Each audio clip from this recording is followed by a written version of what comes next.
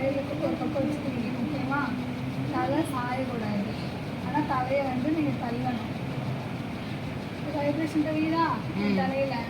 அது அப்படியே இருக்கணும். 10 என்ற வரைக்கும் இருக்கணும். 1 2 3 4 5 6 7 8 9 10 எண்ணிட்டு தான் விடணும். அடுத்து இந்த சைடு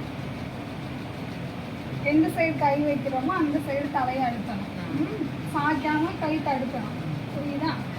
இந்த பக்கத்தில் ஃபஸ்ட்டு அங்கே வச்சுங்க. இப்போ இந்த பக்கம் தள்ளுங்க. கை வச்ச சைடு தள்ளுங்க. தள்ளி 10 எண்ணிட்டு விடணும். தள்ளு நல்லா தள்ளணும். 1 2 3 4 5 6 7 8 9 10 விடுங்க. 2 கையை போட்டு பின்னாடி வச்சு பின்னாடி தள்ளணும். தலை நல்ல தலை பின்னாடி தள்ளுங்க. 1 2 3 4 5 6 7 8 9 10 விடுங்க. முன்னாடி கை வச்சுக்கோங்க. பக்கமாக தள்ளுங்க.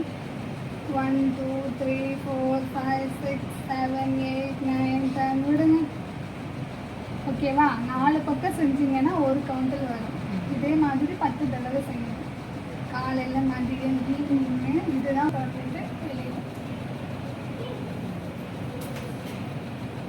இந்த மாதிரி ஒரு 10 தடவை இன்னும் செய்யலாம். இன்னும் செய்யறப்ப சைரோட உடம்பு சாய்ச்சிட்டு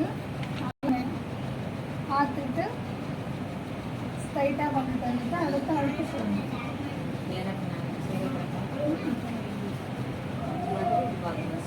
அப்படி இல்லை, விரும்பி ஷோல்டரை பார்த்து வரீங்க. அடுத்து ஸ்ட்ரைட்டு. அடுத்து இந்த ஷோல்டர் பார்த்துட்டு ஸ்ட்ரைட்டு. நேராக பார்த்துட்டு வாங்க. அந்த சைடு ஒரு ஏதாச்சும் ஒரு ஷோல்டரை ஸ்டார்டிங் பாயிண்டாக வச்சுக்கிட்டு இழுக்கிற மாதிரி இருக்கா? இருக்கணும். 1 2 3 4 5 6 7 8 9 10 நினைச்சு விட்டுறணும். அடுத்து அதே 1 2 3 4 5 6 7 8 9 10 விடுங்க. ஓகேவா? தலைக்கு பின்னாடி கை வச்சு இல்லை வெளியில் இது ஒரு 10 தடவை. கையை ஃப்ரண்ட்டில் இந்த 2 முதுகுக்கு இடையில குழி விழுவது தெரியாது. 8 9 10 நினைட்டு விடுங்க. அது என்னது? அவ்வளோதான். இந்த எக்ஸசைஸை மட்டும் மார்னிங் ஈவினிங்